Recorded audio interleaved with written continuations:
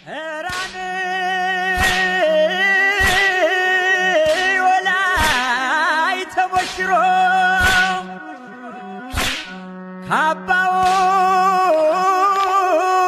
ካባውን በቀይ ያሳምሮ ወይን ቢሰጡት አልጠጣው ሐሞትን ጠጣ ሙሽራው።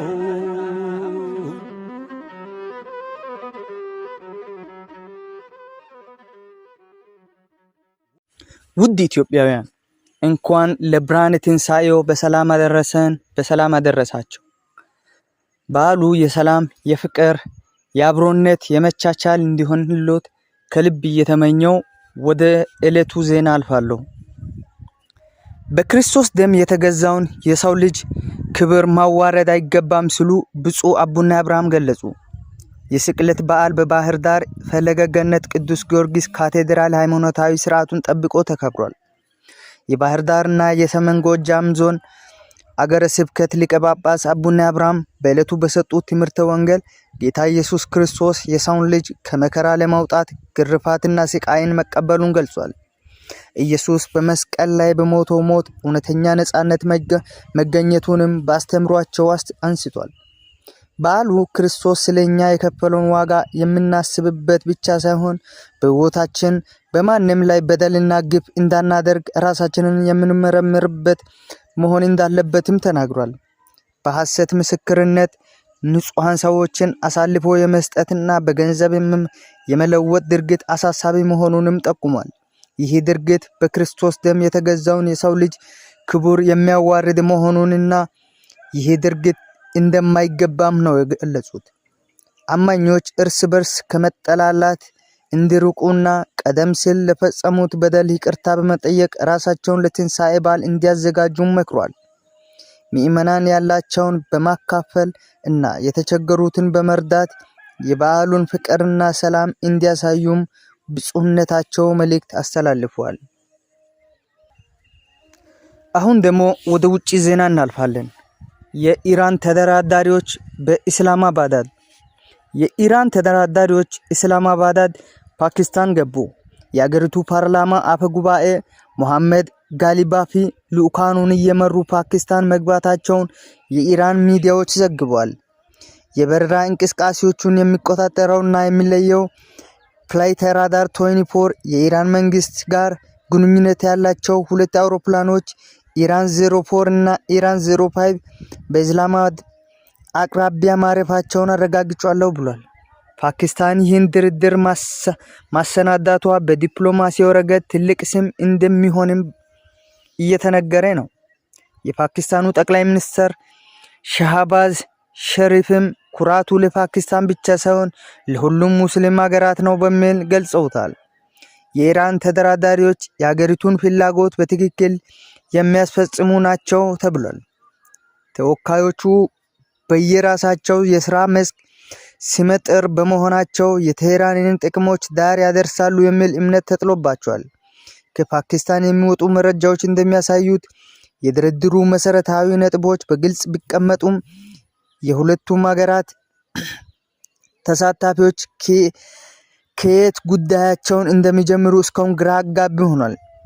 ከመጨረሻው የጄኔቫው ድርድር ወይስ በአዲስ መልክ አሊያም ከሆርሙዝ ይከፈትና የሁለት ሳምንታት ተኩስ አቁም ይረጋገጥ የታወቀ ነገር የለም። ይህ በእንዲህ እንዳለ ትራምፕ ለቀጣይ ዙር ጦርነት ዝግጁ ነኝ ሲሉ አስጠነቀቁ። ድርድር የማያዋጣ ከሆነ ለተጨማሪ ጦርነት ዝግጁ ነኝ ሲሉ ትራምፕ ማስጠንቀቂያ ያዘለ መልእክት አስተላልፈዋል። የአሜሪካው ፕሬዝዳንት ዶናልድ ትራምፕ በአገራቸውና ኢራን መካከል ዛሬ በፓኪስታን የሚካሄደው ድርድር ምን አዲስ ዜና ይሰማበታል ተብሎ በሚጠበቅበት በዚህ ወቅት ከድርድሩ ቀደም ብሎ በሰጡት አስተያየት ድርድሩ የማይሳካ ከሆነ ለቀጣይ ጦርነት እየተዘጋጀን ነው ሲሉ ይወቁልኝ ብሏል። ፕሬዝዳንቱ ከኒውዮርክ ፖስት ጋዜጣ ጋር በስልክ ባደረጉ ቃለ ምልልስ የሰላም ንግግሩ የማይሳካ ከሆነ አገራቸው የጦር መርከቦቿን ምርጥ የጦር መሳሪያዎችን እያስታጠቀች መሆኗንና በጦርነት በተጠንቀቅ ላይ እንደምትገኝ ገልጿል። መሳሪያዎቹን ከዚህ በፊት ሙሉ ለሙሉ ለመደምሰስ ከተጠቀምንበት ኃይል በከፍተኛ ደረጃ የበለጡ ናቸው ሲሉም ተናግረዋል። የድርድሩን ውጤት በ24 ሰዓት ውስጥ የምናውቅ ይሆናል። ከዚያ ግን ከስምምነት ላይ ካልደረሰን ያዘጋጀናቸውን የጦር መሳሪያዎቹን ውጤታማ በመሆን መንገድ እንጠቀማቸዋለን ሲሉ ፕሬዝዳንቱ አስጠንቅቋል። የእስራኤል የሰፈራ ማስፋፋት ውጥን። የአውሮፓ ህብረት እስራኤል 30 አዳዲስ ሰፈራዎችን ለመገንባት ያላትን እቅድ በጽኑ አወገዘ።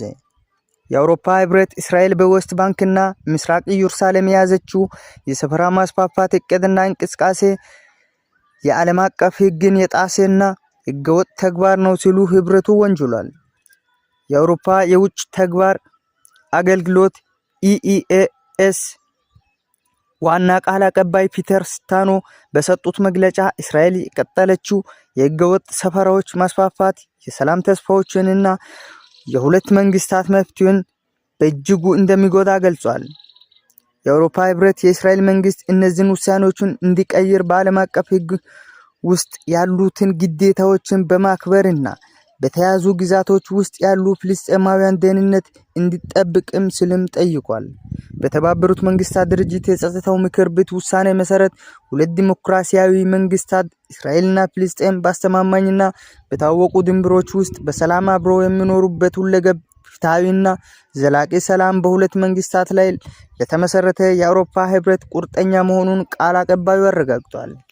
ምንም እንኳን ህብረቱ የእስራኤልን እቅድና እንቅስቃሴ ቢያወግዝም የአውሮፓ ህብረትና አባል ሀገራቱ ለእስራኤል መንግስት የገንዘብና ሌሎች ድጋፍን ማድረጋቸውን ቀጥሏል ሲል የዘገበው አልጀዚራ ነው።